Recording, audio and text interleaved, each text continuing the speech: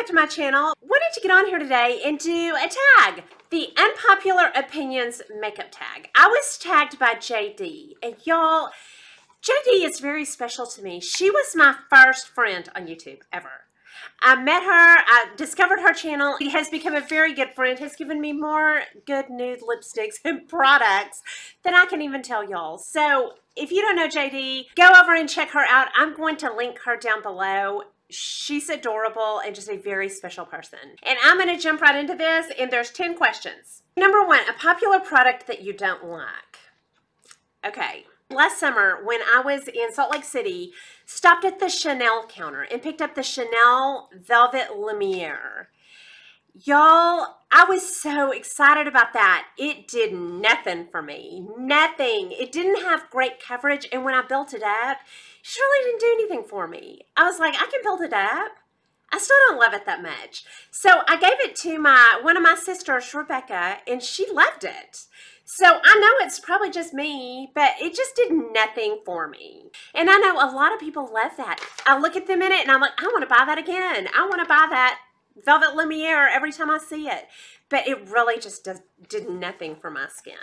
Okay, number 2, a product everyone hates, but I love. I couldn't really think of anything. The only thing that I could think of is Shape Tape is popular, but it dries a lot of people out, and I never noticed it drying me out. It's not my holy grail anymore, but I still love it. I love the Tarte Shape Tape, and it has a learning curve when you first start. It's kind of hard to apply. It dries a lot of people out, and I just love it. I love the Shape Tape. Now, I had to touch it up a lot. My new holy grail is the Too Faced, but I still love the Shape Tape.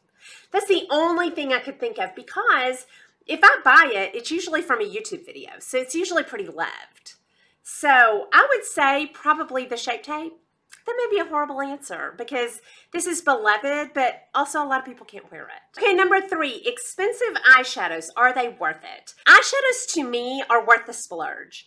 I get great joy in really nice eyeshadows. Now, I don't go in for the little quads like the Tom Ford, Chanel, Dior. Those really, I don't think would give me that much joy. I'm not even tempted by those. Even Lancome, my beloved. Those don't tempt me, but Tarte's, like the mid-range, Tarte, Anastasia, those give me so much joy. They are absolutely worth the splurge. And I, until recently, have not found a drugstore that gave me joy until the Milani Soft and Sultry, and it gives me joy too.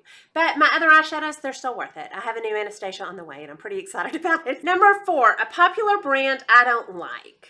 Okay, I don't love every product in a brand or dislike every product in a brand, so this is pretty broad. But I would say a brand that has disappointed me more than has pleased me, and I love the idea of them, is Natasha Denona. And I will tell you, the Natasha Denona Smoky Rose is my holy grail lipstick. However, I tried a highlighter of hers, and I was like, it's okay. Her eyeshadows, they're kind of hard for me to work with. They didn't blend out great. I don't find her eyeshadows worth the splurge. So I would say that probably is more than any a brand that I'm careful with what I buy. But I don't dislike it. There's no brand that I'm just like, I hate that brand. But I'm careful what I get from Natasha. You may totally disagree. She's beloved, and she has some great products, but you know. Number 5, a trend I can't get on board with, eyebrows. Because if I go any shade darker, just a hair darker than I am, I look like Groucho Marx. So I comb them with a very light brow tint. So my brows are, you know, they're pretty naturally okay. I over-tweezed in the 80s. I wish they were a little bit thicker. But I just kind of brush them out and go. Cover them up with some bangs, and I don't think I'll ever get on board with the extensive brow grooming.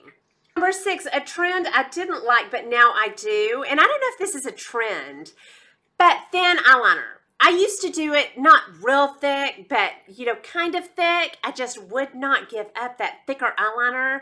And once I gave it up, I have so much more lid space. I'm so on board with that. I'm so on board with the thin eyeliner now. It has given me twice the lid space. Okay, number 7, highlighter. Is it overdone or can it never be overdone? I can only speak to myself because I see it on other people and love it. Major highlight. And I'm like, I want to do that. And I just cannot. I put it on and then I mattify it. Always. I put highlighter on and then I powder it to death. I just kill it. I kill that shine. So what I found my favorite way to highlight my face are with blushes, my Laura Geller's, my Milani's. I use these daily and I love that highlight. I rarely pick up a straight highlighter.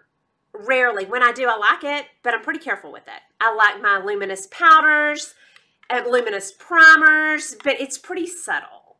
So I would say on myself, yes, it can be overdone. On other people, no. I see it and I love it. And I think, I'm doing that. And I do it and then I cover it up. So in theory, no, it can't be overdone. But in reality, yes, I can overdo on the highlighter. Number 8, an eyeshadow color I don't wear often or ever. Green. Or anything bright, aquas, greens, anything with greens in them, I really shy away from. I don't know why. I see them on other people and love it. Those earthy greens, I never gravitate to those.